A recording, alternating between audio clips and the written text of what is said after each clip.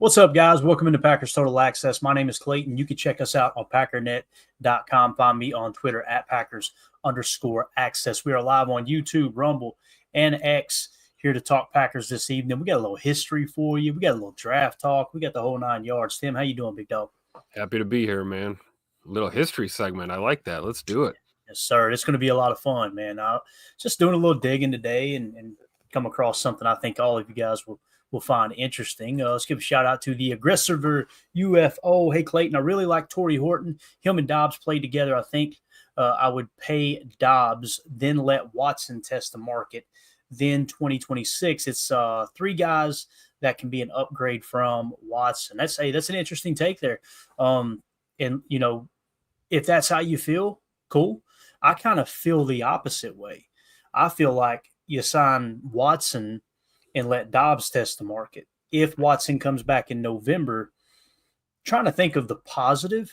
If there's one positive of Christian Watson coming back so late in the season, you're still going to get like a 4, maybe 5 game stretch, maybe even more than that, where you can see if he's truly recovered from the ACL. Okay, everything's good to go.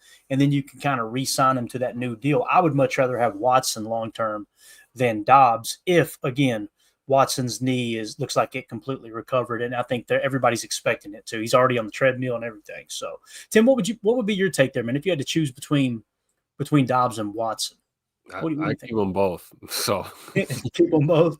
Me, I'm a little different.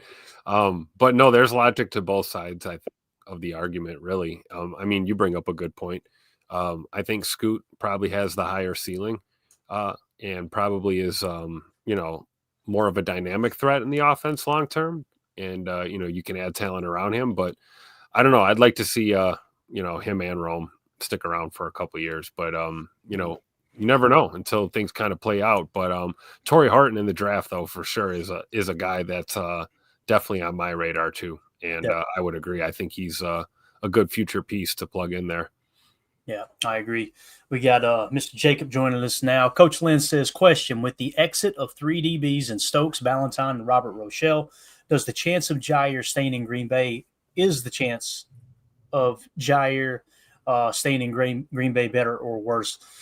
You would think, seeing that they let 3 walk, albeit I think we would all agree we didn't want those 3 back, right? Like it wasn't like, oh, man, we got to have those guys back. But the fact that they did just lose 3 DBs that had, playing time, significant playing time over their tenure in Green Bay, I could see how someone would see that like, hey, maybe they are planning on bringing Jair back. So I don't know. What do you guys think about that? We'll start with you, Jacob. What do you think, man?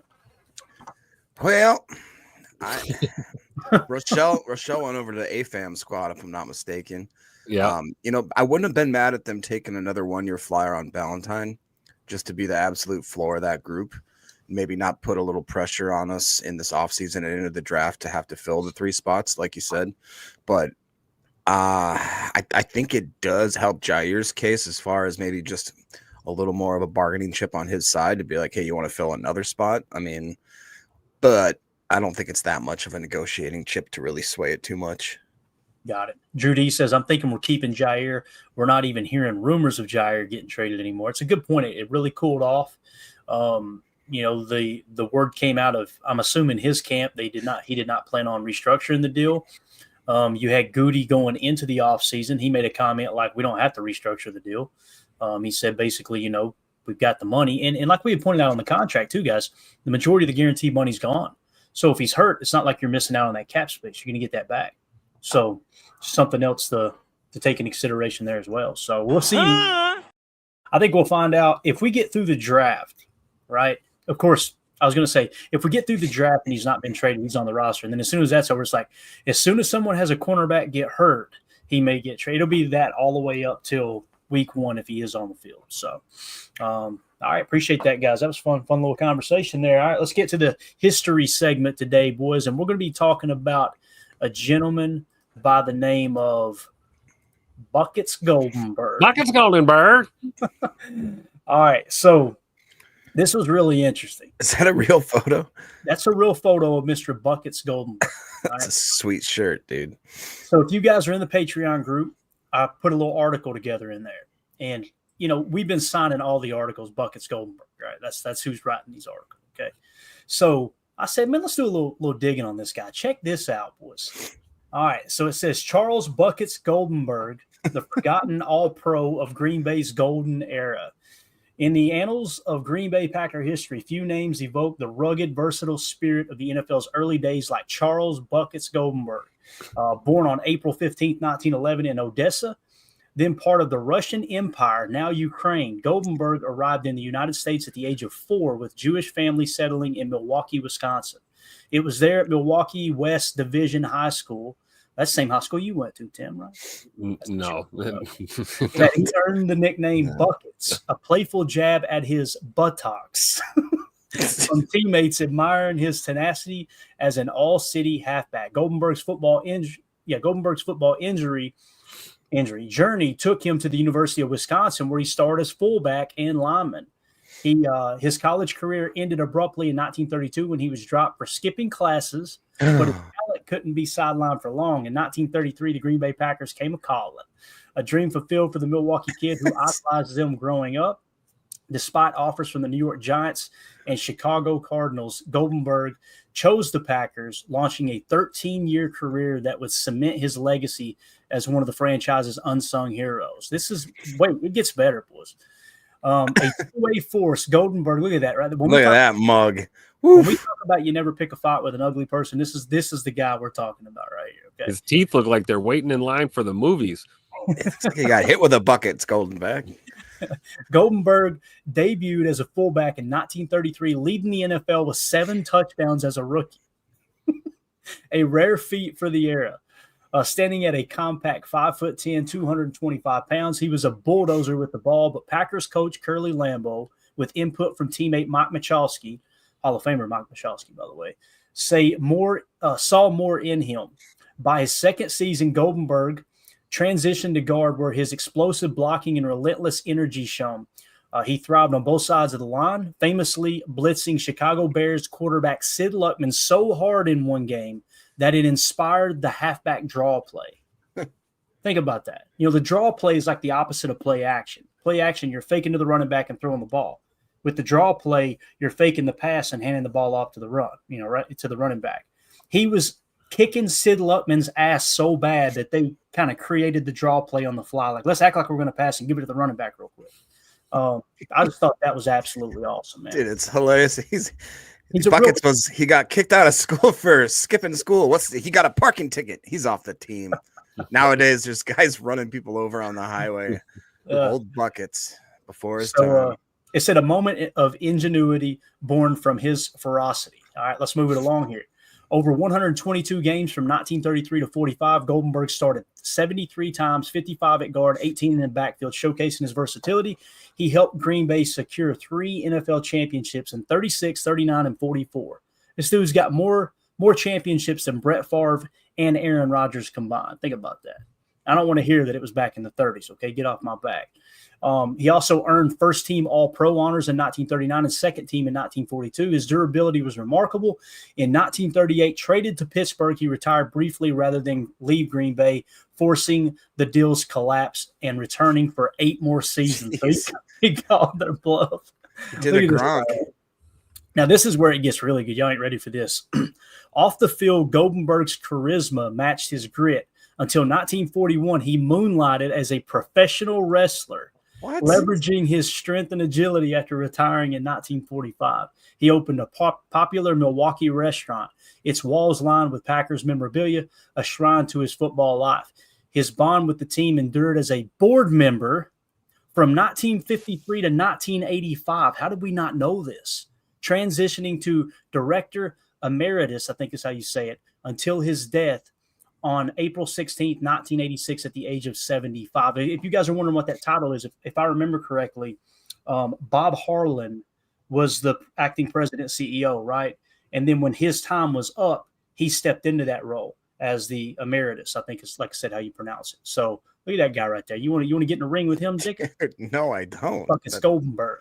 All right, legacy overlooked. Inducted into the Packers Hall of Fame in 1971, Goldenberg remains one of 10 1930s all-decade team members yet to enter the Pro Football Hall of Fame in Canton.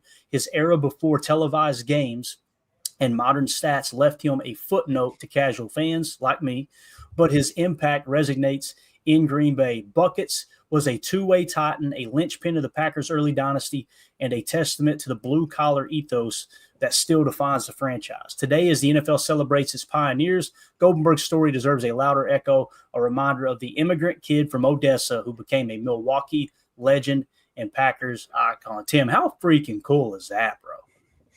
Legendary, man, right there. And no, I did not go to West Division High School. I'm pretty sure it didn't exist anymore, and it still doesn't. But no, that's awesome, man. Packers royalty right there, dude. You got to love it. I had the AI do a quick fact check, and it pulled every bit of this.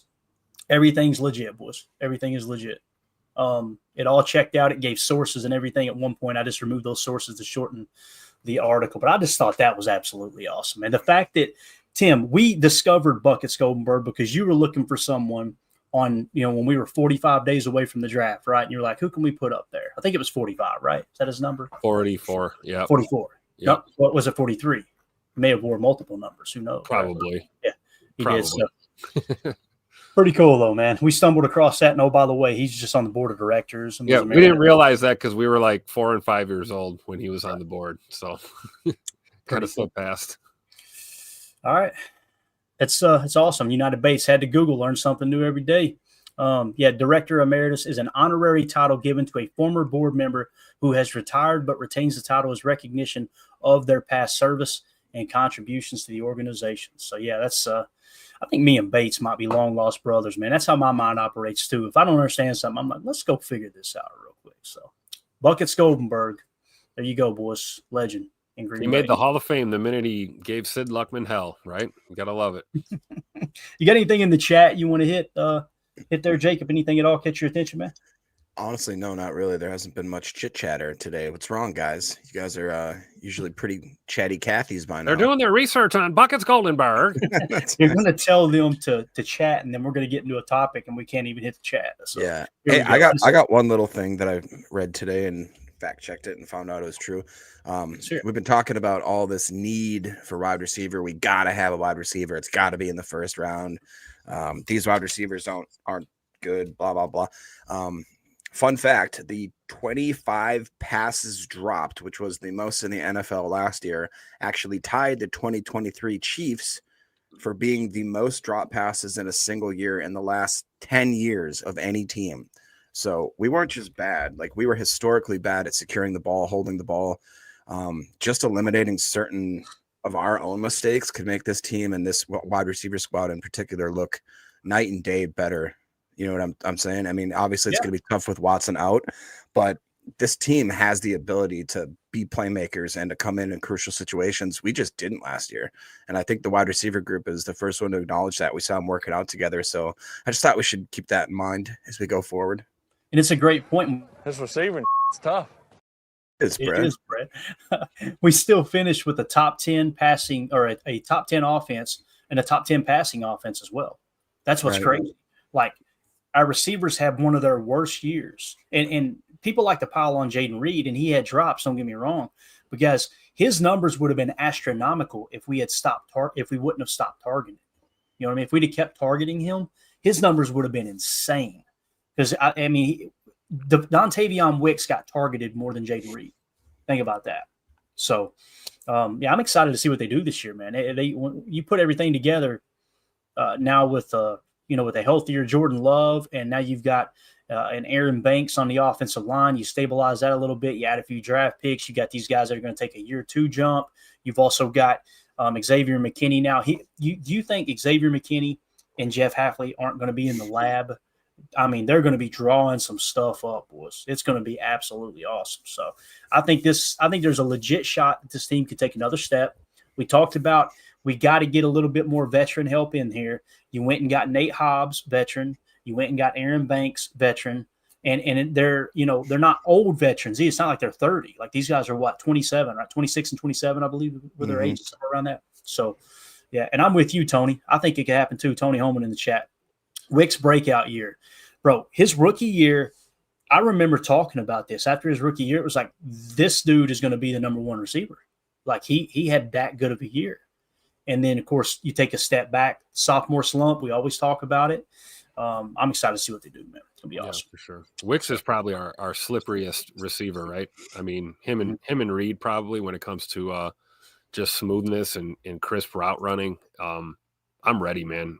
That would be a pleasant surprise, right? If Tay Wicks just broke out, especially with Christian Watson being out, missing significant time. If 13 steps up, man, that could be a game changer for our offense.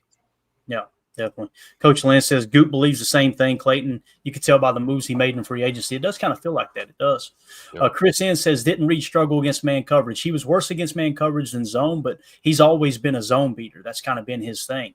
Think of someone that runs good routes like Dontavion Wicks, who will be put out in the boundary X. Romeo Dobbs, he's put out in the X position a lot.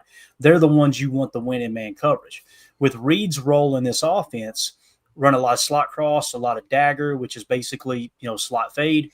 And you kind of couple all that stuff together, a defense can take those routes away. What I'm thinking we're going to see this year, and I hope we do, if you want to beat man coverage, and I guarantee you Matt LaFleur is going, we've got to beat man coverage this year. Defenses know that was our weakness, and they're going to attack us with it. You're going to see a lot of double moves this year. And that's something you don't see a lot in Matt LaFleur's offenses. What I mean by double moves is like where you would normally run a post, you'll run a post corner. Think to the Dallas game a couple years ago, the playoff game. You remember the cross-country routes and the post corner routes that Romeo Dobbs ran. Why did we run those? Because we knew Dallas played more man coverage than just about anybody in the league.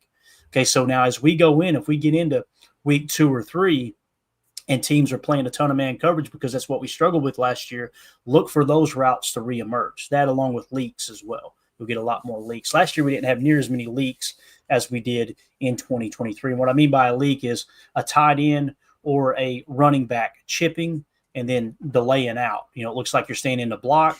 So a defender will see him blocking, put their eyes on another target, and the next thing you know, that guy's leaking out underneath. So, and I think that's something that Kraft can excel with, especially with his yak ability. Yep. But since we're talking receiver, let's jump into one here. I think you boys have brung him up earlier today, so I did a quick breakdown of Mr. Matthew Golden, another receiver that might potentially be there when the Packers pick in the first round. You want to hit that chat real quick before we get into it, Jacob? Yeah, if you're talking about Chambo from Idaho, he says, gentlemen, how would you feel about drafting a great tight end and linebacker in the 2nd and 3rd rounds? Make those 2 rooms the best in the league. When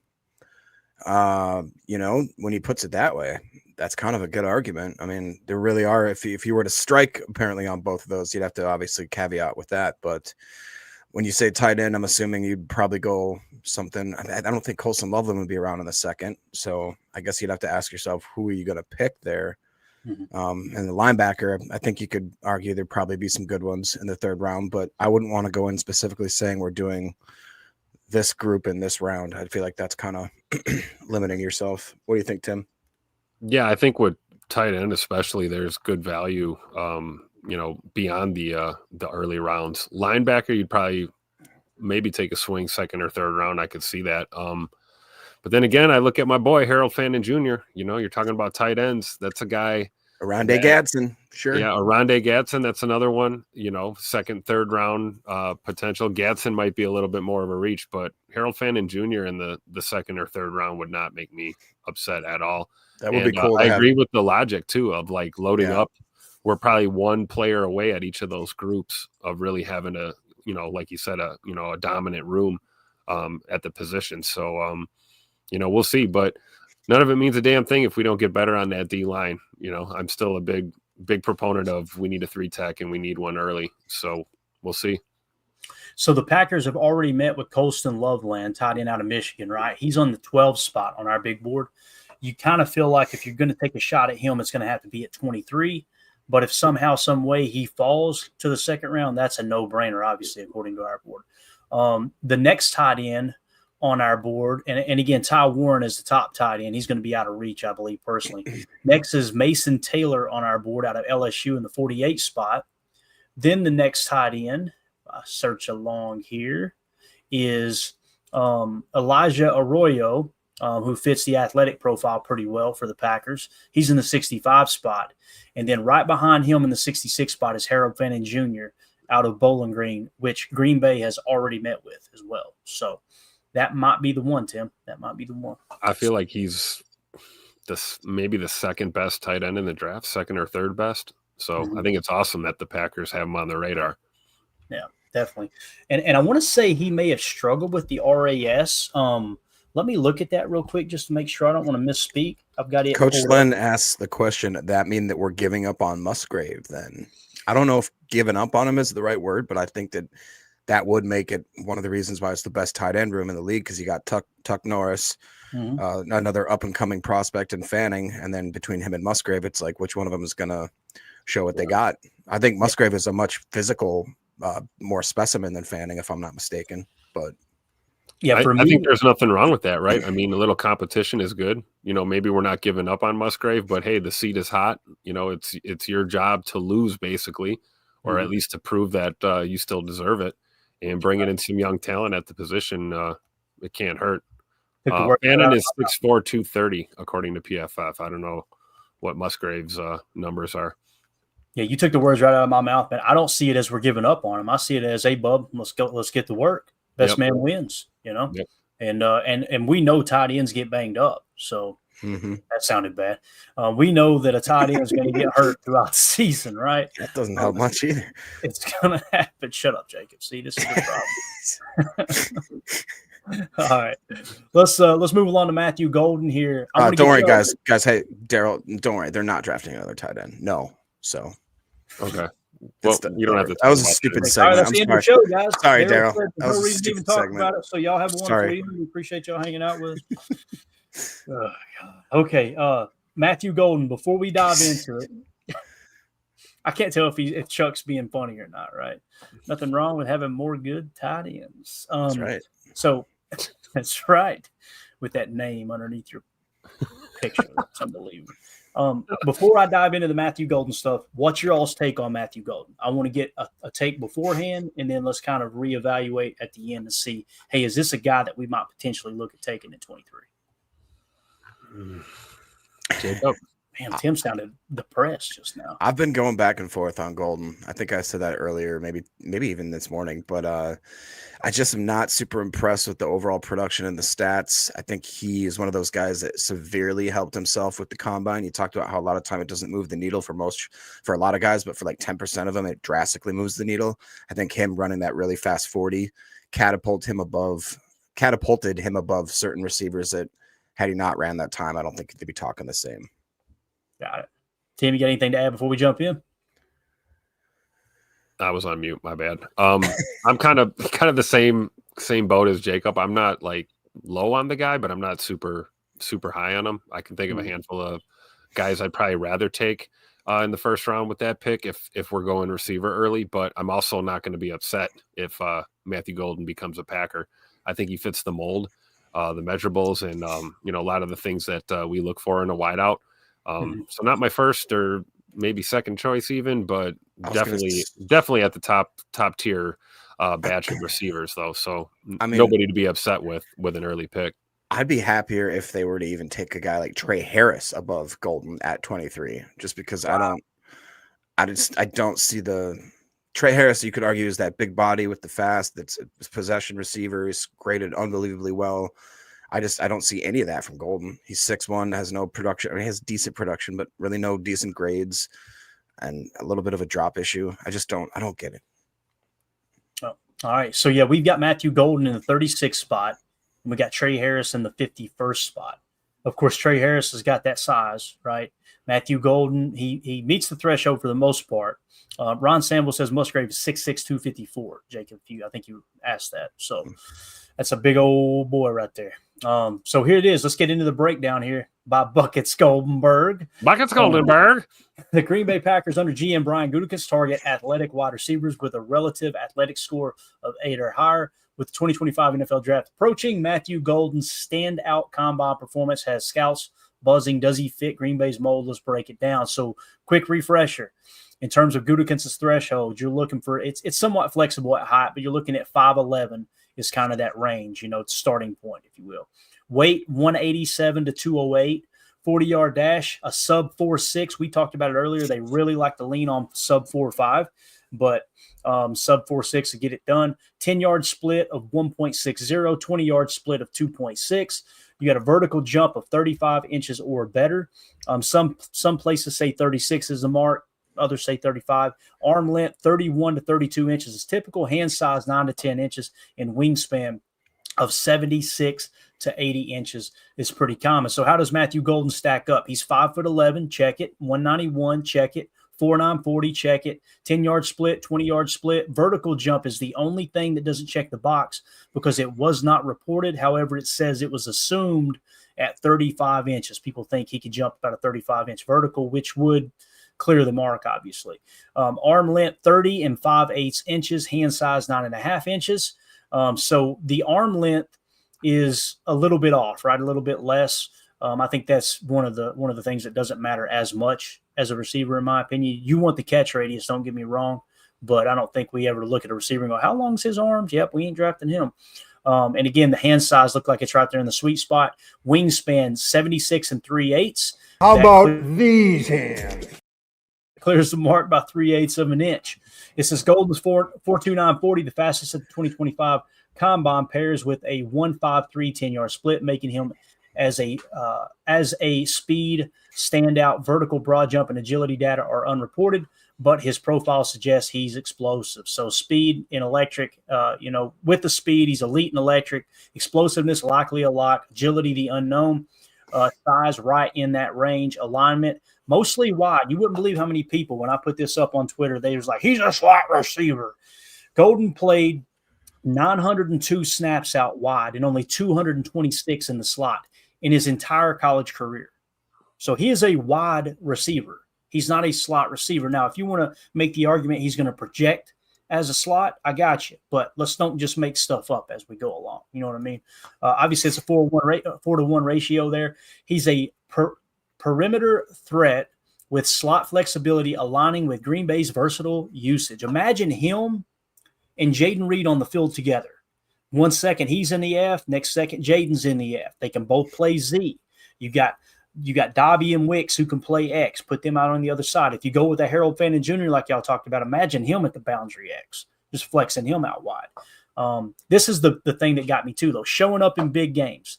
Matthew Golden's best performance in 2024 college football season, based on available data, appears to have been in the SEC championship game against Georgia.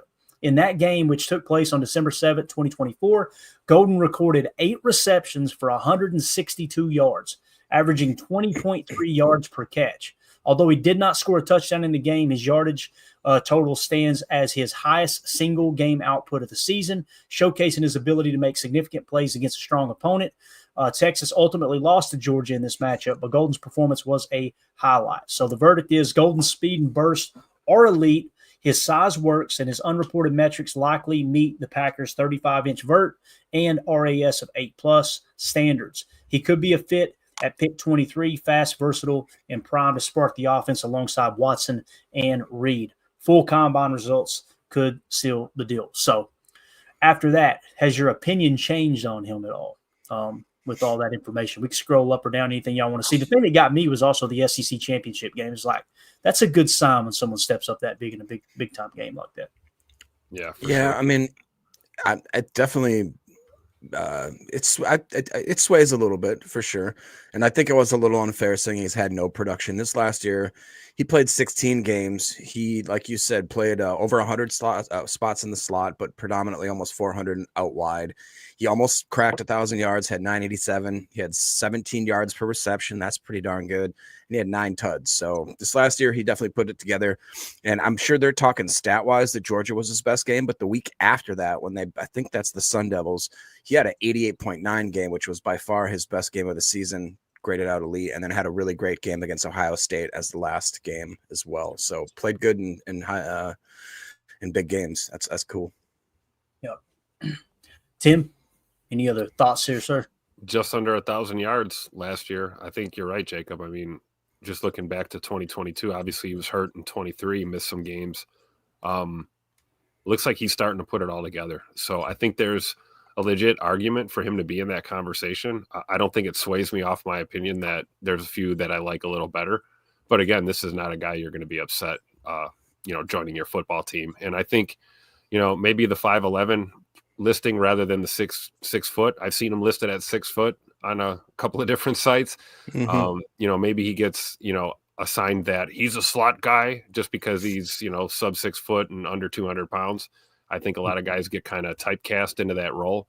And, we've had that conversation with Jaden Reed, oh, he's a slot guy. No, he's not. He can play anywhere on the field. So I think a lot of times guys get lumped into that category based on their measurables. And I think you look at his measurables combined with what we just went over statistically, like clearly he's a good draft pick. I would assume that, he's probably not going to survive the first round. And if he does, it'd be very early in the second that he'd be off the board. Got it. J. Cole says there are people who believe Golden is better than McMillan. I want to say, and I don't want to misquote him, I think Jake said earlier this offseason, Jake Chavink, and you guys know he dives into the draft as much as anyone. He said Matthew Golden was wide receiver 1. I remember him saying that at one time. I think he did. It was like, whoa. Yeah, so that I don't think that's too far off. Prince says Reed and Golden outside with Hardman or Melton in the slot, all 4.3 40 guys. Think about that. That would be wild. Would be crazy. Kill him with speed, man. And then you get a little Z motion, not just F, but Z. And you could do a lot of different things. Tucker Kraft on an end around while those guys are stretching the field vertically, and then you come back, fake it to Tucker, and once you get to stretching the field vertically with that kind of speed too, think of all of the tight end screens we ran with Tucker last year. Talking about opening that up as well. Yeah. Oh, by the way, we do have a guy by the name of Josh Jacobs too. I don't know if y'all remember that. So I'm excited about this offense, man. I really am. Prince says, I don't want a receiver in round 1, but Golden being there would be tempting. See, that's exactly how I feel. If I'm picking and there are players on our board higher than Matthew Golden, I'm going probably with a 3 tech. I'm probably going with an edge. I might go with a corner. Those are the 3 positions, right? But if they take Matthew Golden at 23, I'm going to be going, let's go.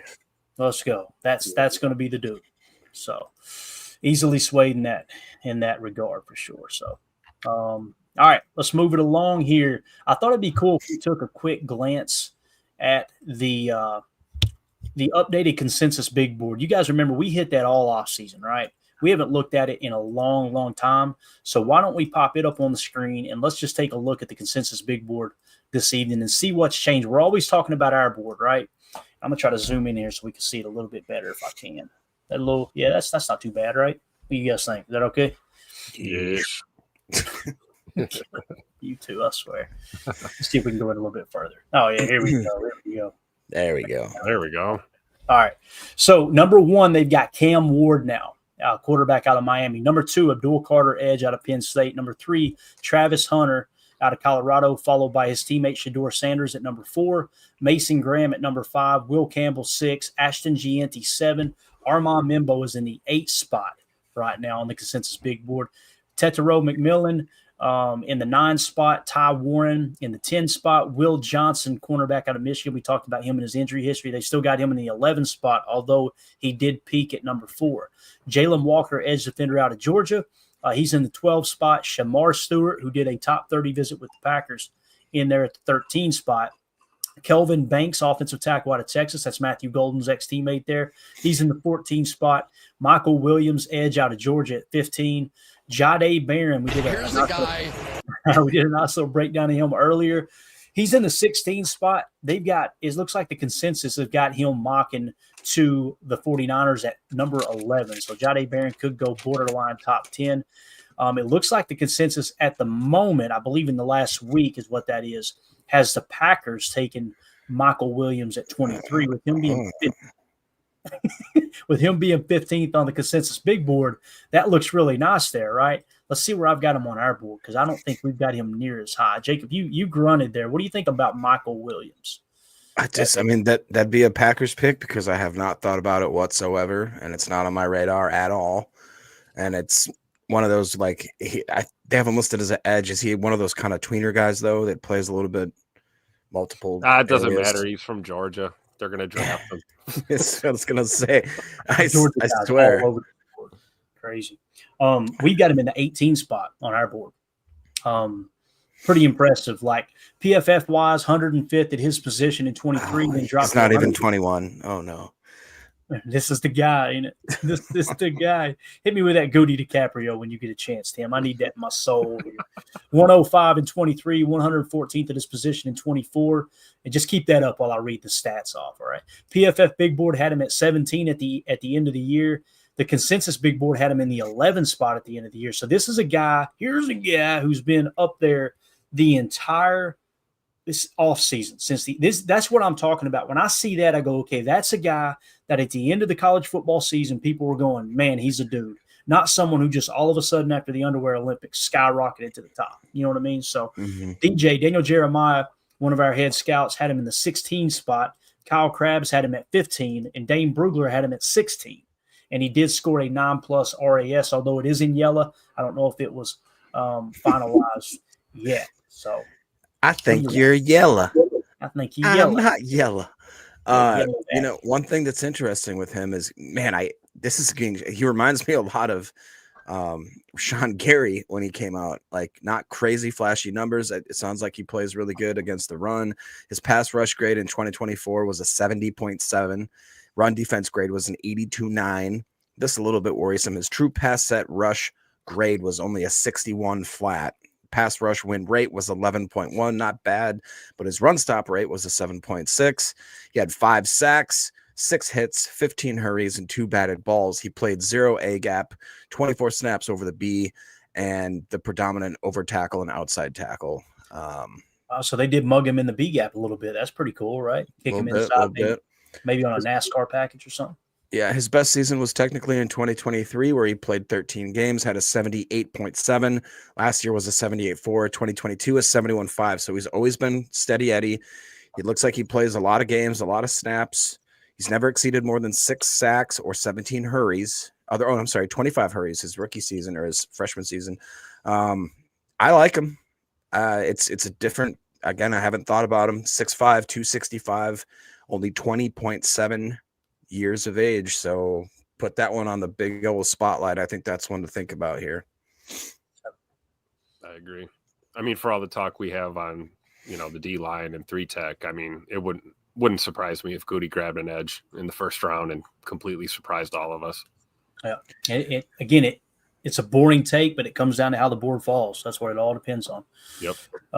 So again, Jahdae Barron at 16. Jahad Campbell surprises me that he's still sitting there in the 17 spot after the injury, and them talking about him probably being out most of the year with the torn labrum and having surgery right after the combine he had surgery. They've got him mocked right now to the Tampa Bay Buccaneers at 19, so that was interesting, which he is a dog. He's hands down our best linebacker in this draft. Number 18, Mike Green. They had him going to the Bengals 17th. Number 19 on the big board. Here we go. Colston Loveland. Here's the guy. They've got him going 22 to the Chargers. 1 pick before the Packers. So anybody who thinks, he's not worthy of the 23rd pick, looks like everybody's kind of looking at that. That's the sweet spot, somewhere between 20 and 25. They don't think Colston Loveland's going to dip. Then in the 20 spot, they got Matthew Golden, we just talked about. This is as high as he's ever been on the consensus big board, peaking at 20. And it looks like here recently they had him going number 12 to the Dallas Cowboys. So maybe we won't have to make that decision, right? We won't have that tough decision because he'll already be off the board. Be easier to take Jaden Higgins in the second round then. Hey, there you go. 21, you got Kenneth Grant out of Michigan. They've got him going number 16 to the Cardinals. Number 22, Malachi Starks out of Georgia. He's peaked at 10. He's dropped to 22 now. They got the Vikings taking him 1 pick after us at 24. And then in the 23 spot is James Pierce Jr. He peaked at 11 and is now currently sitting in the 23 spot. And they do not have him going in the first round, it looks like here, in terms of the recent mock. So they're saying James Pierce Jr. would be there when the Packers pick at 23. Run the damn card up. He was the best guy around. Tyler Booker at 24. We got Josh Simmons, offensive tackle at Ohio State, 25. Nick Emenware at 26, safety out of South Carolina. Walter Nolan. Here's the Greg guy. Cosell. Greg Cosell said is the best defensive tackle in this draft. They got him in the 27 spot. He peaked at 18, and they got him going number 30 to the Bills. If he's sitting on the board when we pick, Our board says he's not the best defensive tackle in the draft.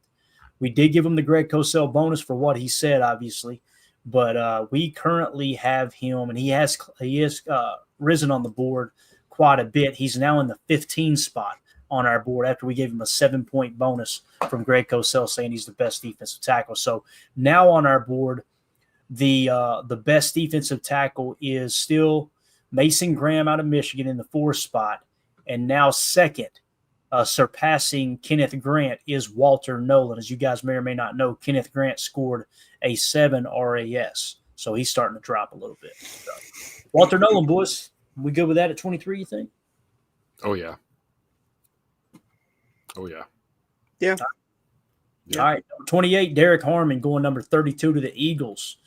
29, you got Emeka Egbuka, wide receiver at Ohio State. We broke him down earlier. They don't have him going in the first round according to the latest mocks here, it looks like, at least the consensus mocks. Number 30 is Omarion Hampton, running back out of North Carolina. Number 31 is Donovan Ezaraku out of Boston College. I could see that being the pick at 23 too, with the Jeff Hafley ties, to be honest with you. And then we got Luther Burden out of Missouri, wide receiver at 32. He peaked at 11. He's dropped to 32 cents. Jackson Dart, they've got him going to the Steelers at 21. He's currently sitting in the 33 spot on the consensus big board. Gray Zabel, 34. Nick Scorton, 35. Josh Connerly, 36. I already forgot how to say the name. It's Revel. We know that. Revel Jr., cornerback out of East Carolina. He peaked at 18. Now he's all the way down to 37, which I think that doesn't surprise anybody here. You kind of felt like he was probably a little too high on the board most of the time. And Maxwell Harrison is as high as he's ever been on the board, sitting in the 39 spot. So there's Trey Amos at 40 as well. I'm going to climb down here. Well, no, let's just do this. You guys tell me what position you want to see, and we'll jump into those. Think about that for a second and think long and hard, because we're going to take a little break here. For those of you listening on the pod, we'll see you on the other side for hour 2. We appreciate y'all hanging out with us. Welcome into hour 2. Gentlemen, what position would you like to see on the consensus big board here? I'd like to see quarterback, Clayton. Quarter. I'll take quarterback for 500, please. Corner. Oh, corner. Sorry. Silly. You silly goose. You're so silly. All right, cornerback. We've got Travis Hunter in the top spot. He's 3 overall. Will Johnson in the 11 spot. Jahdae Barron in the 16 spot. Revel Jr. in the 37 spot. Maxwell Harrison at 39. Trey Amos 40. Azare Thomas 41. Benjamin Morrison 43. Darian Porter. Y'all talked about him earlier today. He peaked at 53. He's currently sitting at the 62 spot. Then you got Denzel Burke rounding out the top 100. Jacob, what catches you out of there, man? You want to see corner? Why'd you want to see that? I wanted to see this. If you can scroll up just a tidbit there. It's because Travis Hunter, not going to happen. Will Johnson, injury. We've talked about how that's not just one, multiple injuries. Jahdae Barron, obviously, we highlighted today for certain reasons, and we'll see, I think, why. Siobhan Revel, or whatever his name is, sorry, man, injuries. Maxwell Harrison, injuries, and the fact that we probably don't quite trust his play. I look at Trey Amos now as starting to be a glaring kind of like diamond in the rough, and I really like what Azare Thomas has been doing, because after that is Benjamin Morrison, who's also injury. So that you can see, even in the top of the cornerbacks, you got to figure out who you want to pick, and if you're confident they're going to come back from their injury either last season and the offseason, I think it just starts to dwindle the cornerback numbers as you look at that list there. So I start to see guys like Trey Amos, Azare Thomas, and Jahdae Barron are just starting to kind of glow a little bit for me, if that makes sense. And then Darian Porter, I like Denzel Burke, I like Darian Strong. And then you start really getting into that where we talked about, we like Noel Williams, Kobe Bryant. So it falls off quick though, you know. Odell, me and Tim like O'Donnell. I know that. I like Jabbar Muhammad. He's a little undersized, but I like Elijah Huzzy. But you start getting into kind of rare air real quick. Yeah. J. Cole likes Riley. Jahdae Barron, no matter what. Look at Jamari Harris too, man. He peaked at 79. He's all the way down to 217 now. That's wild. I'm trying to see which numbers peaked high that are sitting a little lower. Jalen Smith. Yeah. There's some of them that, like Corey Thornton, sank out of sight from 179 to 382. He may be undrafted now, according to this. So, all right, Tim, what position you want to see, man? Do you got anything to say on the corners first, though? Yeah, Jahdae Barron. Jahdae Barron. Yeah. Jahdae Barron is, I believe, our second best corner on our board in the 21 spot. Versatile. Packers have already met with him. Not a top 30 visit, but they've set up meetings with him. PFF grade checks out last year. Really, really nice. Our scouts, Daniel Jeremiah had him in the 9 spot. Dane Brugler had him at 40. Kyle Krabs had him at 34. And he did score, obviously, a 9+ RAS there, getting the max bonus. What position you want to see, Tim? Well, I know it's stupid to even say because, I mean, we're not going to take one, but I would like to look at tight end, please.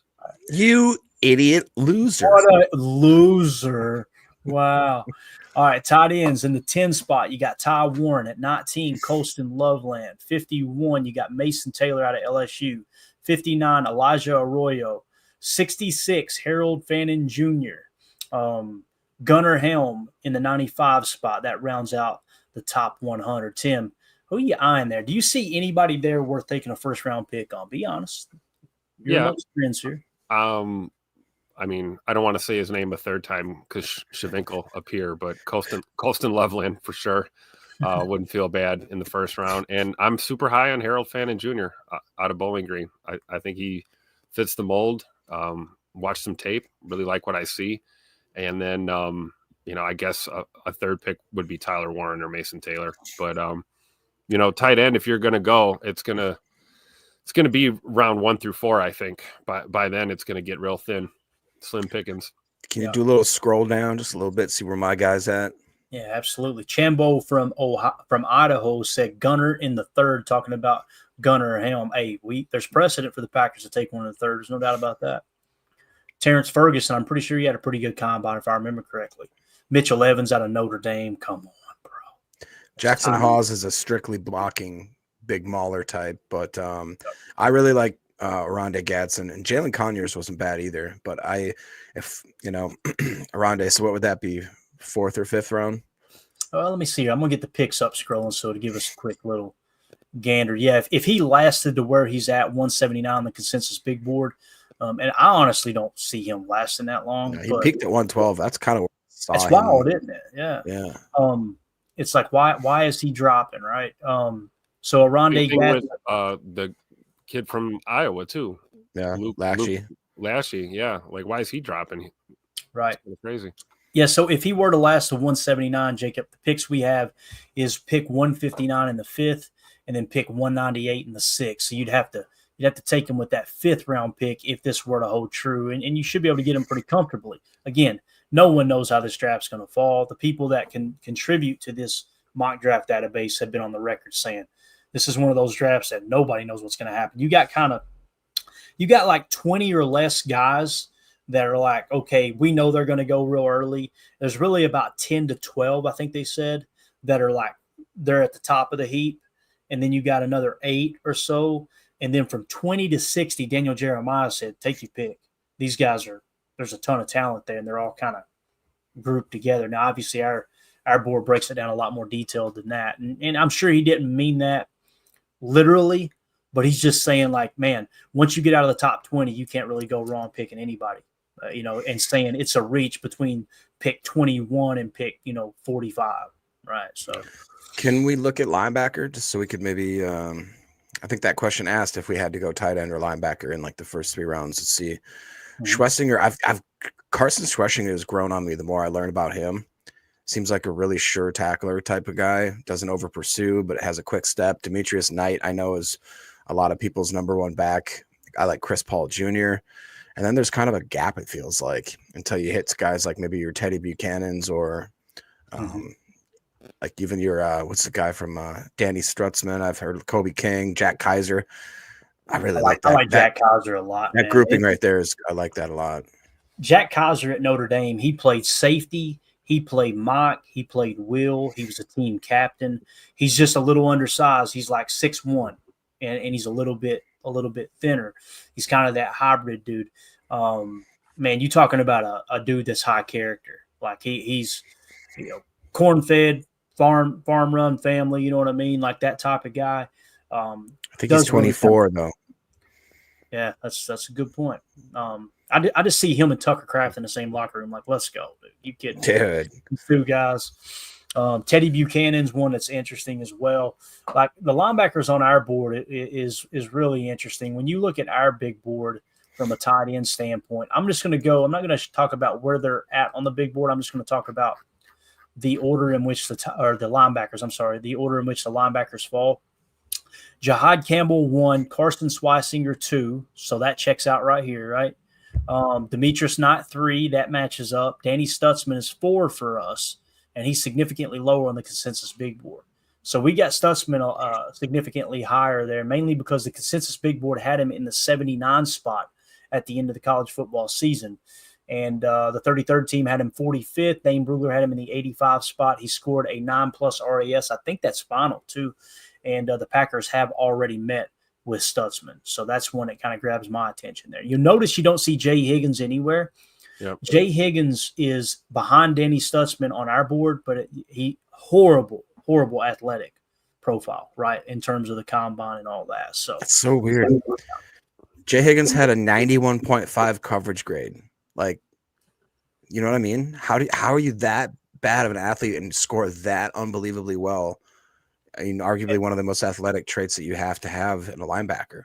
And don't be surprised if you see him come in the league and it's like, man, he's always a half a step early because he's understanding what's going on as opposed to may not have the athletic. I want to say he ran a 4.640 and everybody's like, oh, yeah. 4.640 is not like horrible. You know what I mean? As a backer, especially one, if you process fast, you can gain that half a step that way. So I think somebody's going to get a really good football player in Jay Higgins when they decide to take him, man. Yep. Coach Lynn, at linebacker, athletic numbers can be misleading. I completely agree. Again, like look at Quay. Quay is an athletic freak. Yeah. And when Quay isn't thinking too much, he's an animal. But most of the time you see him he just hesitates. He hesitates while processing, and that puts him behind the 8 ball. You get someone like Ray Lewis in his latter years, he wasn't the same fast Ray Lewis. He wasn't the same strong Ray Lewis, but boy, he knew exactly where to be. He was almost a full step ahead of everyone else because he knew how to process. If you can get a guy that plays like that, man, it's just as important as the athlete. That is a good comparison. When you think of Quay, it's like his body is like 5G. It's so fast, but his head's in dial-up. It's just like True. It's just not going as fast as we need it to. We were talking offline last night. Tim made a great point. And Tim, you tell me if I'm misrepresenting you here, but Tim was like, man, it was almost like once he got in trouble for shoving that trainer and he kind of got, and it's like, you know, it's almost like it's in his head. Like, okay, I gotta play under control here. I got to be rather than just letting it loose, right? His rookie year was like, I think we got us something here. And obviously second year, you take a step back, and third year, there was glimpses of it last year coming back, but I don't know, man. It's tough to walk the line, right? With young players. A lot of times you've got guys either thinking too much or guys not thinking enough. And what you want guys to do is be on the ball in between the lines and in between the whistles, you know, playing hard. You know, have your thinking cap on. Don't overthink it. You know, see your shot, shoot your shot. Let's go. And it's tough to kind of find that balance, but that's what development is. And that's why I think, you know, fans are kind of losing their patience with Quay. You know, we're going into year 4 here, and we're wondering still what are we going to see? If this is the year that Quay puts it together, I mean, that would be awesome, certainly going forward. But I think there is an argument to take a swing at, you know, possibly one of these linebackers in the draft. Yeah, I can see that too, man. Judy said Bobby Wagner, Levante David both have had huge success late in their careers. Obviously, they're not as physically dominating as they used to be, but just gaining that extra knowledge and playing the game, knowing where to be at the right time, I think is what Drew's saying there. It's so true, man. I'd argue, though, that those guys have been good their whole careers, though, and are still playing. They have, but that's the point I think Drew is making. You correct me if I'm wrong, Drew. The point he's making is like these dudes they're not fading off. They're almost getting better as they get older, as they're losing a step. And I think that balances out because they're understanding they know how to process the game a lot quicker than they have in the past. You watch him play for Washington last year, man. It was a joy. Man. Every chance I got, I love watching him play, man. Can we look at interior defensive line, please? Yes, let's do that. I think that's probably the most important thing we need to look at in this draft, man, to be honest with you. Top one is Mason Graham. No surprise there. Kenneth Grant is now down to 21. He peaked at 17. Walter Nolan peaked at 18. He's at 27. Derek Harmon is sitting in the 28 spot. He peaked at 23. Darius Alexander is sitting in the 45 spot. And then you got Tyleek Williams at 46. Can we look a little deeper? Deeper down? CJ West. Look at Collins keeps popping off the stat sheet with me, as well as Omar Nomerlot. Same, honestly, with TJ Sanders. And then, if you get even farther down, like I'm talking bargain bin. I want to see Thor Griffith on this list. Well, let me talk a minute about who was it you just mentioned. This you said started getting kind of Alfred Collins, right? Yes. Alfred Collins on our big board, if I remember correctly, is he that low? We got him in the 43 spot, and the Packers did meet with him, and he scored an 8+ RAS as well. So kind of meets a lot of those thresholds. So you want to go on down, you said? Is that right? Well, Coach was asking about Norman Lott. I'd also like to know where we got him. It's another big boy. Yeah, let's check real quick. Tim, you want to talk about Deion Walker for a minute while I look for Norman Lott? No, we're not. We're going to keep letting him fall. We don't want to draw too much attention to him. I like it. I mean, I'm telling you, man, when I seen that combine, I was like, oh, boy, that sucks for him. And then I can't remember who said it in the chat, but they were like, don't forget, Devondre Sweat scored a 3 last year. Yep. Thank you for bringing it back full circle there, bub. We've got Norman Lott in the 125 spot on our board, so they're significantly higher on him. He peaked at 58. He's sitting in the 77 spot. What about Mr. CJ West? Yes. That guy is graded out unbelievably well all 3 years that he was there, or I should say the last 3 years. 80.1, 85.9, and an 83.8 on substantial snaps. That's awesome. Heck yeah. Let me see where we got CJ West. The only thing I don't like about our board is you got to top in the periods when it's initials rather than just going CJ West. We've got him in the 111 spot, and the Packers have met with CJ West. And it looks like as it sits right now, we haven't completed this deep dive, but he does meet the athletic threshold. He also, if it holds true, I think he may have a 9 RAS. I'm going to double check that right now, though. Don't forget about the go ahead. No, I mean, that's just to me is starting to look like a better and better pick. He's 6'2", it's a little short, but he's 317, but he's just an absolute gap filler. He played A gap 219 times, B gap 198, and only played over tackle 3 times. So he's inside. He's a big cake boy. You're talking about CJ West? Yeah, right. 13 games, then 12 games, then 10. Not a ton of production, but that's not really what you're looking for with a guy like that, even though his pass rush win rate is 10.1%. Hey, go, bud. Man. Yeah, we've got him in the 111 spot, and I just confirmed he does have a 9.15 RAS. So athletic free for sure. All right, let's go on down the list here. Anybody else y'all want to see? Yeah, I'm with Coach Lynn. Pull up the kid from Virginia Tech. Where's Peebles? So they got Peebles in the 159 spot. Oof. He peaked at 103. I know the Packers, if I remember correctly, they showed some interest in him. We've got him higher than CJ West was. We got him in the 105 spot, and the Packers did meet with him. Here's the guy. Listen to this. Listen to what? 2024, he had an 89-1 grade. 2023, an 86-1. He played 13 games in 23, 12 games in 24. Listen, he had a 91.2 pass rush grade in 2024, a 78.5 run defense grade, a true pass set rush grade of 91.2, and a pass rush win rate at D tackle of 17.8%. And he's a real 3-tech. And he's played A-gap too, though. That's crazy. What are we doing? Coach Lynn said bingo. And it's like, okay, why is he falling, right? Why is Peegs falling? I think one of the reasons why his RAS is 7.03. CJ West is obviously in the 9s. So let him fall right to us in one of these later rounds. I'm telling you, man, I take the grades and the tape over the RAS. I could give a rat's ass what they do in their underwear. We've just got to include it as a benchmark because there are certain requirements, it seems, that Goody really does lean on in terms of the athletic score. So, there's your 3-tech, gentlemen, is what J. Cole said. Hey, and here's the thing, double dip. What about Walter Nolan or Derek Harmon at 23? Then you come back and take a Peebles or a CJ West. Yeah. And then, you know what that sounds like to me, honestly? It sounds like Javon Bullard and Evan Williams. And Evan Williams ends up being the better player at safety, right? So you never know. When you've got a need, double dip. Take a couple swings, and if you hit on one, great. You miss on the other, no big deal, right? You miss 100% of the shots you don't take. That's right. That's what Jacob Wayne says at the Gretzky. office every night. Michael Scott. All right, let's see. Anybody else on this list you guys want to? I was gonna say watch for Howard Cross III, and then Ahmad Hassanin. Where do they have Thor Griffith though? I really am serious about Thor. That guy is. Oh, no, I am too. Man. Wow, they got it. 389. So what in the world made him fall?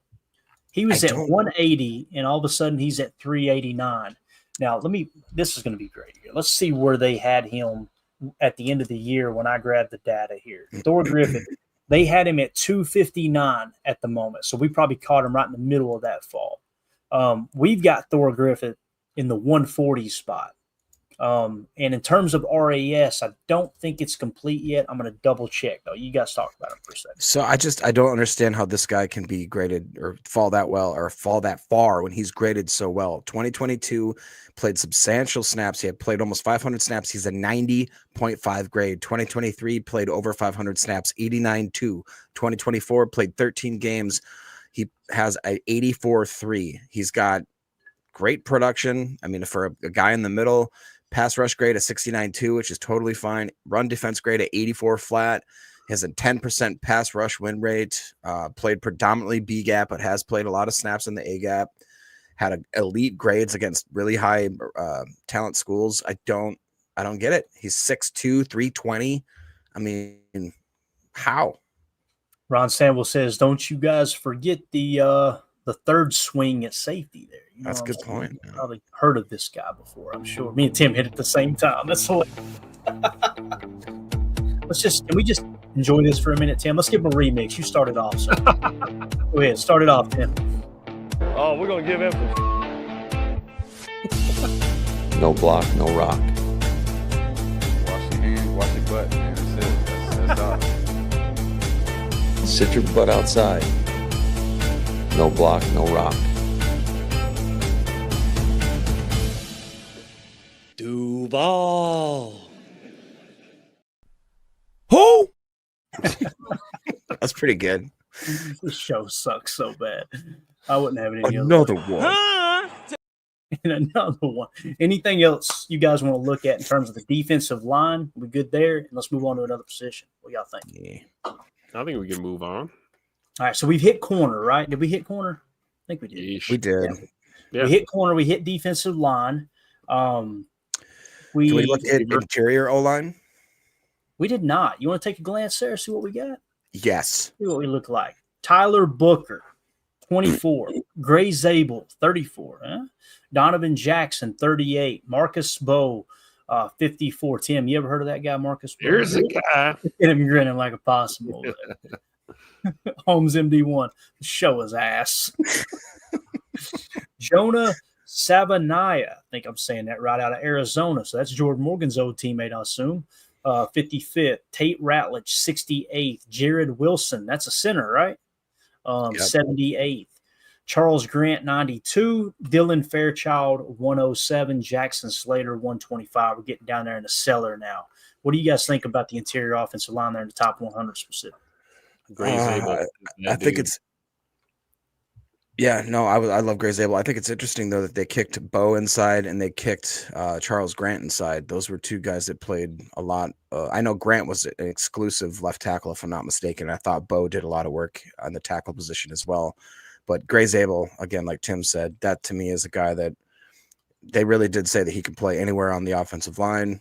That to me, if we can plug and play him anywhere, even if he's not an immediate starter, but we know that he can have a backup on just basically a Swiss Army knife, that to me is very good, a very good weapon to have. Otherwise, if you were to drop down a little bit farther, Jared Wilson is a true center. And if we are going to waste a draft pick on a center, that's the one I'd hope we do. Otherwise, we wait for Jonah. I'm sure Jonah's down a little farther. Charles Grant is one that's interesting to me, Tim. I don't know how you feel about Charles Grant, but he's one that I think we did it. We read a mock draft last night, right? And the night before, Charles Grant was in the third round. We got him 70th on our board. If we get him in the third round, sign me up. 91.2 grade last year. Monster. Ooh, Is that good? let's go. Yeah. Is that High good? score. Is that good? Is that Gotta break score? his What name? does that mean? Luke Kander would be great. Joshua Gray, really Clay Webb, smaller school, but guys that graded out really well. Look at there, Jonah Mineham. They are not putting a lot of respect on his name. Why is he all the way down to 291? Where do we got Jonah at? Why do I feel like he's significantly higher? Jonah Monheim. Because he should be. PFF has him at 184 currently. Yeah, we got him in the 131 spot. Yeah. That's interesting. Very interesting. All right. We good with interior offensive line? Yes. All right. Coach Lynn said, how about edge? All right, let's do it. Let's hit edge real quick. Should be a fun one right here. Edge defender, Abdul Carter, 1. Jalen Walker's the second one. Shamar Stewart is the third best edge defender. They got him in the 13 spot now. Obviously, the Packers had him in for a top 30 visit. Michael Williams, who's currently mocked to the Packers in the 15 spot at 23, but he's in the 15 spot overall. Mike Green is down to 18 right now. James Pierce Jr. is in the 23 spot currently. Donovan Ezaraku, 31. Nick Scorton, we talked about last night, 35th. Landon Jackson's one that really got my attention. That guy's a beast, dude. In the 44 spot. Jack Sawyer, no pushover either, man, in the 47 spot. JT Tuamaloa, 56. Princely Umanamelon. I'm sure I butchered the heck out of that. You want a melon? I want a melon. Hey. You want a melon? Everybody want a melon. 58th. You got Jordan Birch, 73rd. Braden Swinson, 74. Kyle Kennard, 83. Oladejo in the 87 spot. Josiah Stewart, 88th. Anybody y'all want to talk about here? Tim, let me ask you, man. Who grabs your attention here at edge, man? It's toward the top of the list as I scroll down here. Who's the one that you I would say Donovan Ezaraku, just because of the BC connection with Coach Hafley. I know he's more of a 34 guy, but a little undersized is the only thing. He's like 6'2", like 230 or 240. Yep. Graded out really well last year, though. So obviously, just thinking of the connection with Coach Hafley, but yeah, obviously James Pierce Jr. jumps off the board to me, and then he who shall not be named will just. Speaking of, as soon as you said that, you know what just happened? What? Emilio popped up. Ezaraku is on our board at the 31 spot. The Packers did meet with him. Now, we're showing a 7 RAS, but it's a 7.99. Emilio, can you hear my voice right now? You know it. All right, I got to ask you, Donovan Ezaraku, 7.99 RAS. Do I have permission to give him a -3 instead of a 1? If you do that, I'm putting a -5 on Sean.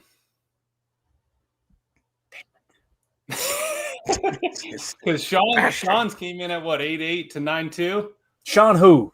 Dolak, the middle linebacker from Buffalo. What do you mean? I'm so sick of this Buffalo talk. By the way, playing college football earlier, I'm like, I'm going to change schools. Who's a sucky school? Oh, there's Buffalo. Wow. I think they were a 0-star 6 years. Oh, yeah. I'm surprised we get recruits. Just glad they made it in the game. Seriously. All right, scrolling down to Tim. Did you answer that? I think you answered the question while I was looking it up, didn't you? The guy that you said you would Ezaraku, you mentioned, right, because of the BC connection. Yep. And then I was going to say Shamar Stewart, but we're not supposed to talk about him, right? That's correct, sir. That is correct. Yeah.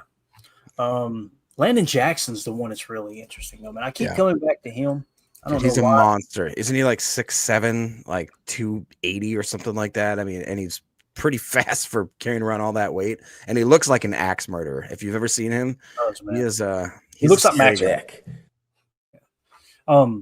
So check this out. In the 31 spot on our board, Donovan Ezaraku, edge out of Boston College. Packers met with him. In the 32 spot, Nick Scorton, edge out of Texas A&M. And then in the number 33 spot, Landon Jackson out of Arkansas. You talking about a cluster right there, boys. That's exciting. So. Ish. All right, we got a super chat here. I apologize, Badger Trio. Just seen it. What player would you move up in the first to get? Wow, that's a great question there. Let's do this. Let's go back to my eyes are going cross, man. I'm batting my eyes like a crackhead because I can't. I'm telling you, I've got way too much screen time today. Of these guys, who would you be willing to trade up for in the first to try to grab, guys? Who comes to mind? We'll ask you that, Emilio. We're going to put you on the spot here. I know what he's going to say. Oh, I know exactly what he's going to say. say that wall's getting built, baby. Armand Memo, welcome That's to the exactly what I knew it.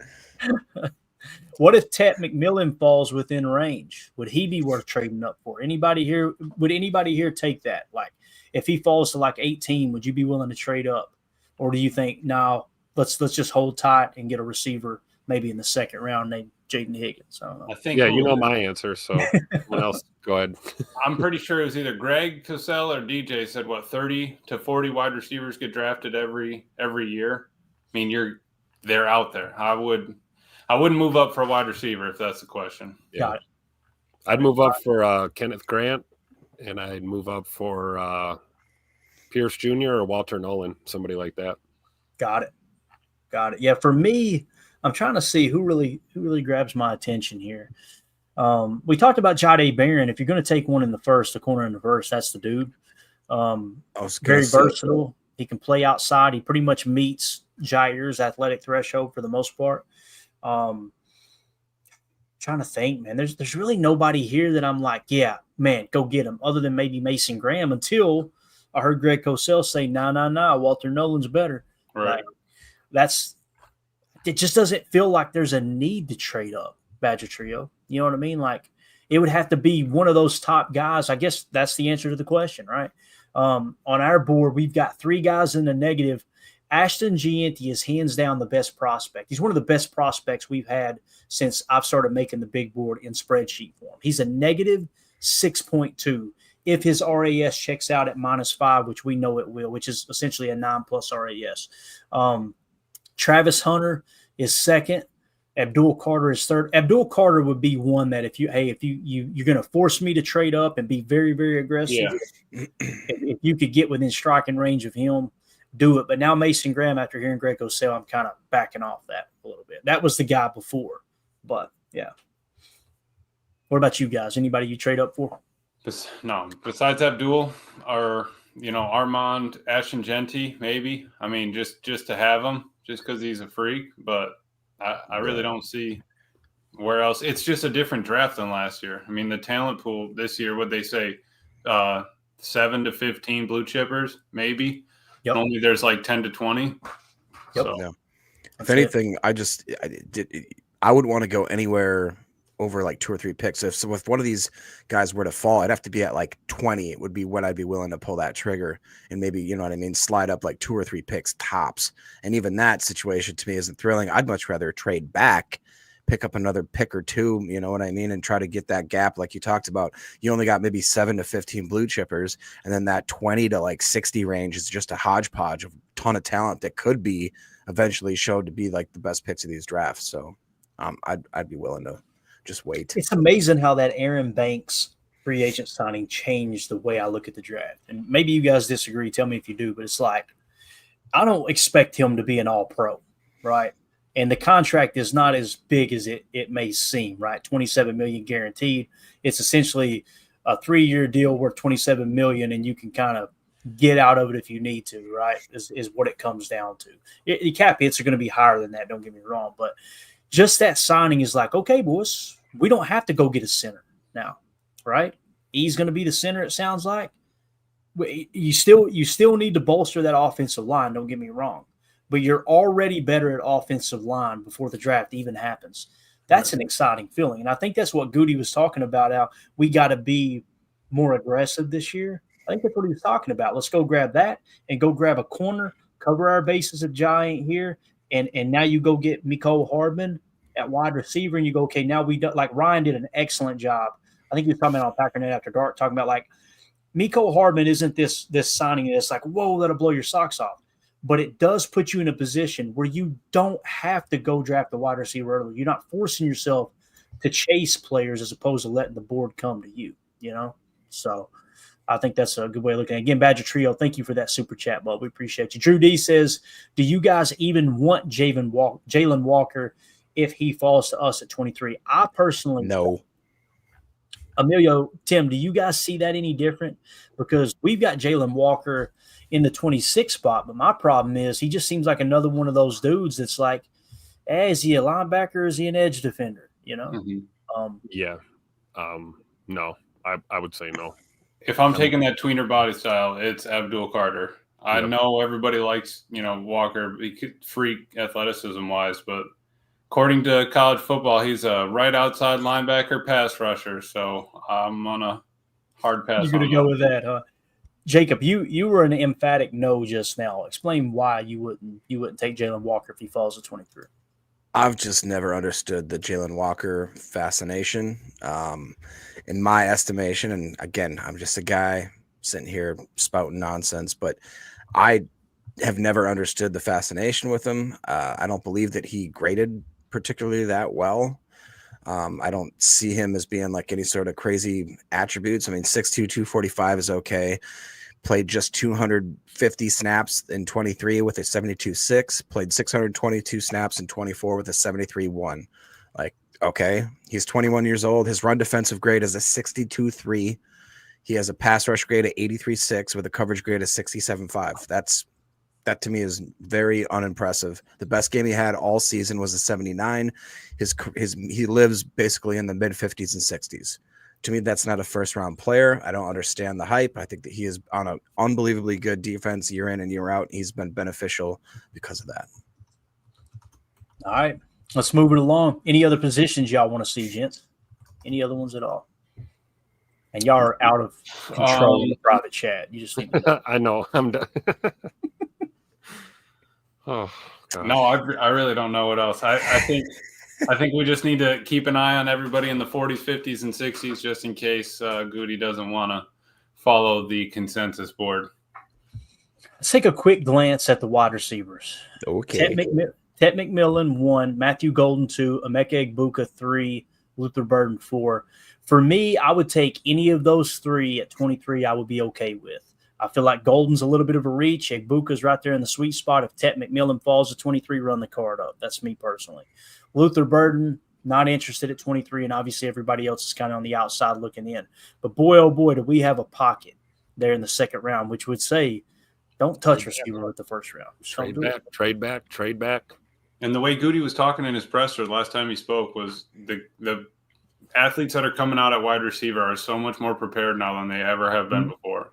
I think that speaks volumes. You get 4 years at him at a cheap deal, couple million, let him roll. The dude, you can go out and catch a football right now. You know what I mean? So that they can go run routes against air. That's not anything that you can practice it without having a dummy there or anything like that. Yeah. And the two here for me is real simple. It's Trey Harris and Jaden Higgins. If you can get one of those two in the second round, oh my God, let's roll. Even a Jack Best. I was going to say that four pocket, Trey Harris, Jaden Higgins, Jack Best, but then even Jalen Noel, if he's the last guy on that board, he doesn't have quite the size, but man, that guy can ball. You know? I think DJ was talking about Noel as kind of a sleeper under there. He's not getting talked about as much. The Iowa State one that's not getting talked about as much. Mm-hmm. We got Jalen Noel in the 114 spot, a little bit lower. As far as Jack Besh, we've got him in the 82 spot. So for me, significantly higher on our board is, like we said, Jaden Higgins at 58, and then Trey Harris at 51. Could you scroll? Go ahead. Sorry, could you scroll just a little farther to see if there's any like third to fourth round guys that we could really take a stab at if for whatever reason, even if we want to double dip or whatever the case may be? Thank you, Tony. Jalen Royals potentially, right? Every time I see Tony Holman, I think it's Tom Holman. Every time. So Emilio tries to turn his camera off every time. Xavier Restrepo, Savion Williams, Tez Johnson, Ty Torrey Felton, Horton, Pat Bryant, yep. Jonte Thornton, yep. Ricky White, Nick Nash. I'm telling you, Nick Nash is one. I like Nick Nash. If you're talking after the fourth round, after the third round kind of guy. Tesla. Afton Chisholm. We talked about him earlier. He's fascinating, man. Look at Rock Taylor. There's some guys. There's some guys. Chisholm, the highest graded receiver in all of college football. Granted, it was Eastern Washington, but yeah, it is the best sucky show. Thank you, Tony. Appreciate you being a member for 6 months. Breaking news. All right. Any other players y'all like to see here? Boy, this was fun, man. We haven't looked at the consensus big board in a while. This is really interesting. There's Brew McCoy. He kind of snuck in there. Did we talk about him this morning? Am I thinking right? We did. Yep. All right. There's a deep little dive into the. Hey, here, I know this is a little bit blasphemy, but we haven't even considered running back. And I understand we probably won't. But do you see any situation where Goot has something just sitting on his plate? No, not in the first round. Oh, okay. I'm talking like 5th and above, where he's just like, I can't. That's, dude, I would love that so much. I try to stay away from Cam Scatterbo because it's like, listen, it's kind of like the great white cornerback. You don't see him often, so it's like, oh, you gotta, this is right. You know what I mean? But hearing Greg Cosell talk about Scatterbo, he laughed. He was like, man, I really like this guy's tape, the way he plays the game. Yep. Like he'll run through your face. I remember just watching him at midnight because he's always on the far west coast, right? And he's playing late. Dude, he was balling against Washington, all of them. Yep. And Quinshawn Judkins is interesting. Him and Travion Henderson. Like, there's a couple of these guys. Actually, we've got running backs fairly high on our board. I'm gonna see. I have it sorted by consensus. I was just looking. Quinshawn and Travion were both back-to-back 67 and 68 previously on consensus. Gotcha. Sort it back for me real quick, Emilio. You're good. And I'm going to see here the order in which we've got running backs on our board because I'm telling you, we've got significant amount of running backs. So Ashton Gianti's, like I said, the second best prospect in the draft for us. O'Marion Hampton is in the 30 spot. Why is it not pulling up the next one? What are we doing here? O'Marion Hampton is in the second spot. Then we got Joshua Carter. The Packers met with a running back named Joshua Carter. And I've got him in the orange on the board here, Emilio, in the 34th spot because we have nothing on him. We need to find more on him. His PFF grade in 24 was really, really good. He was 35th in the entire country. And he scored like an 8 RAS last we had checked. We just need to get that filled up because I'm looking at him like, is he going to be a late Scroll all the way down. Is he on consensus at all? All the way at the bottom or anything like that? Is he anywhere on? Great point. That's really the kind of numbers we're looking for that will kind of even us out. The last I checked, he was not on there. Okay. So nobody has anything on him. The Packers met with him. I'm like, well, let's see if PFF's got grades on him. And sure enough, he was the 34th highest graded running back. And the Packers. What's his name? His name is, what is it again, Emilio? His name is Joshua Carter, Eastern Kentucky. Out of EKU. Listen, let me tell you something. Those helmets. Yeah, let me tell you something about EKU. Boys.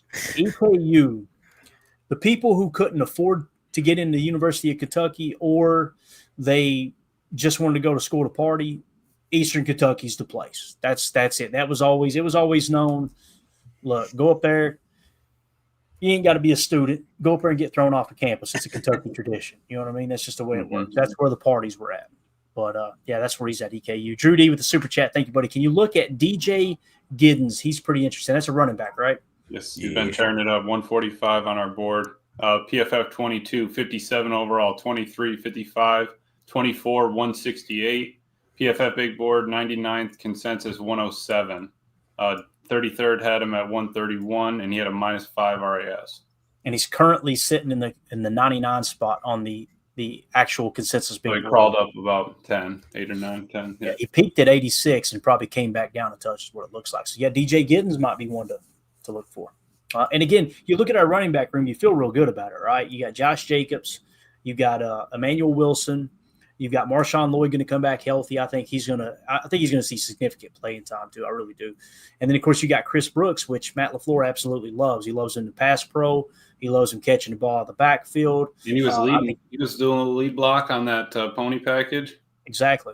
When you go pony package and you put a running back in there, an extra running back in, you go, okay, this is the dude we want the lead block and it's a halfback. That didn't just happen. That wasn't a part of the rotation. That was Matt LaFleur going, I want Chris Brooks in there hitting somebody in the damn mouth. It could have been what he wanted AJ to be, right? And AJ just never ended up being what he had planned for him to be. Said, hey, all right, we got to find somebody else that can do that.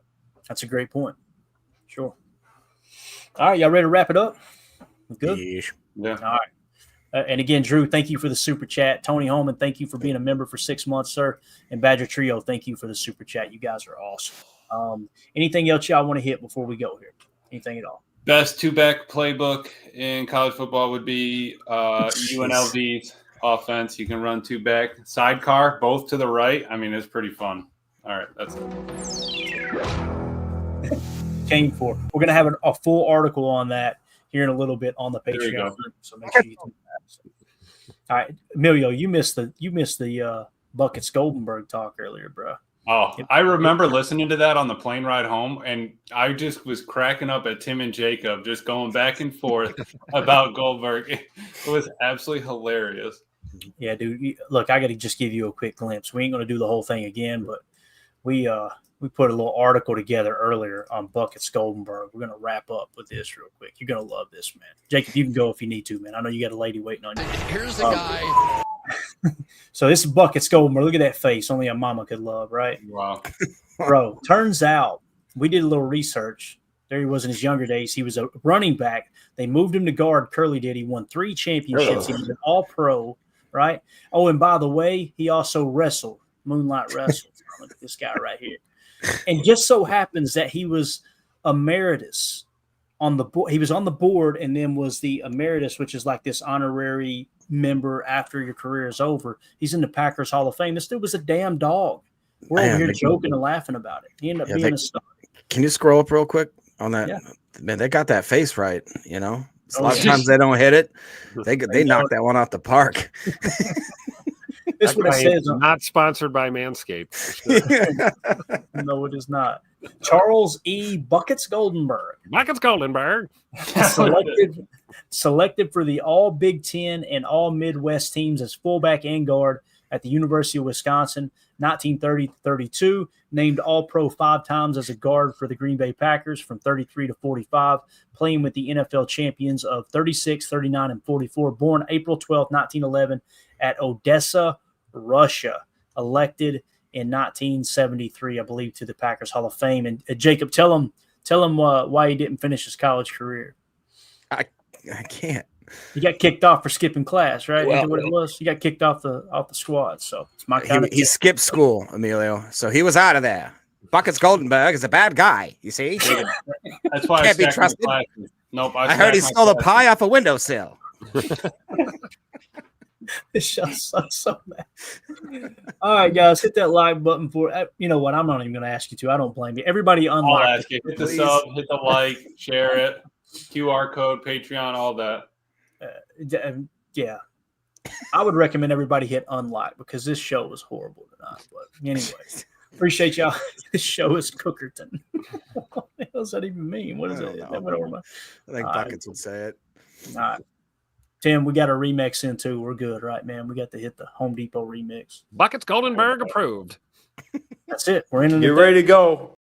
And we go. Bye, guys.